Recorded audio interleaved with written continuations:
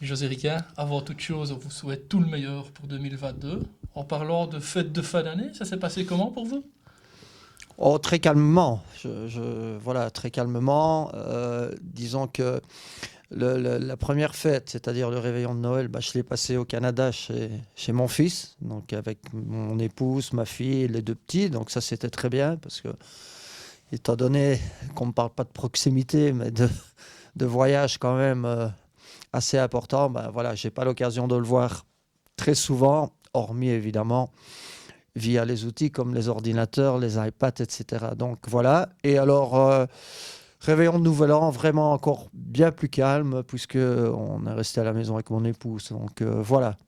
Calmement, ouais, je pense que c'est le lot de pas mal de personnes vu les circonstances actuelles. Alors, si nous sommes ici en salle de presse, c'est pour évoquer la reprise avec ce samedi, un premier match de préparation. Ce sera face à Bilzen à 18h. Oui, oui, c'est un match amical dont on a besoin, puisque pour le moment on est sevré au niveau des entraînements. Donc voilà, euh, ça permettra de refaire un petit peu une revue des troupes. On avait bien terminé le premier tour, mais malheureusement, bon, il y a eu l'interruption qui est malvenue, du moins en ce qui nous concerne. Mais il faut reprendre du bon pied et à commencer par ce match-là. Alors, précisons-le, ce sera à huis clos vu la situation sanitaire. C'est Oui, dommage, mais c'est comme ça. oui, oui, oui, oui, oui. C'est à 18h, c'est samedi et malheureusement sans spectateurs. Mais voilà, on fait avec, comme on dit. Alors, l'objectif est-il simple ou double? Je m'explique. Est-ce que c'est uniquement pour donner du temps de jeu à vos joueurs à, on l'espère, une semaine de la reprise du championnat? Ou est-ce également pour réaliser différents tests en cette période de mercato? Non, non, non. Ici, on est parti sur la même base, je dirais, au niveau de l'effectif, sauf non pas des entrants, mais des sortants. Euh, J'évoque ici Paul qui finalement n'a jamais été qualifié. Et comme vous le savez aussi, euh, Syriac aussi ne fait plus partie de l'effectif. Donc, non, il n'est pas question de test en ce moment. Il est surtout question de se remettre en jambe via un match amical, donc de retrouver ses sensations, mais avec le même groupe de joueurs. Est-ce que cela signifie qu'il n'y aura pas de transfert entrant durant ce mercato hivernal à viser?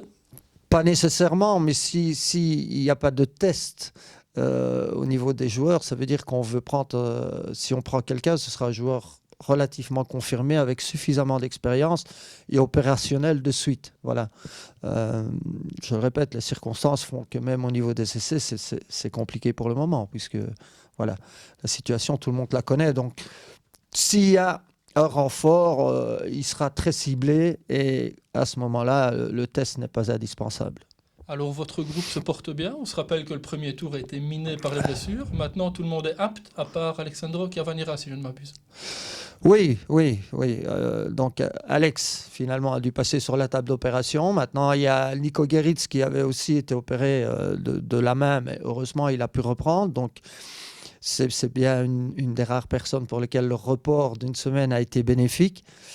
Maintenant, on a toujours Ayoub Elharak qui est pour l'instant aux soins, qui a du mal avec sa blessure. Greg Perseyo n'est pas encore opérationnel non plus.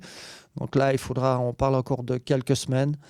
Donc voilà, on n'a pas malheureusement récupéré, je dirais, les joueurs qu'on n'avait pas au premier tour, du moins fin du premier tour.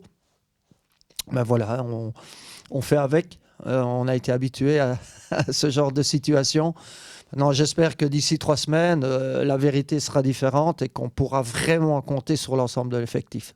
Merci José et à nouveau bonne année. Merci à vous aussi. Une très bonne santé pour commencer, je pense, parce qu'elle conditionne beaucoup de choses. Voilà, merci bien.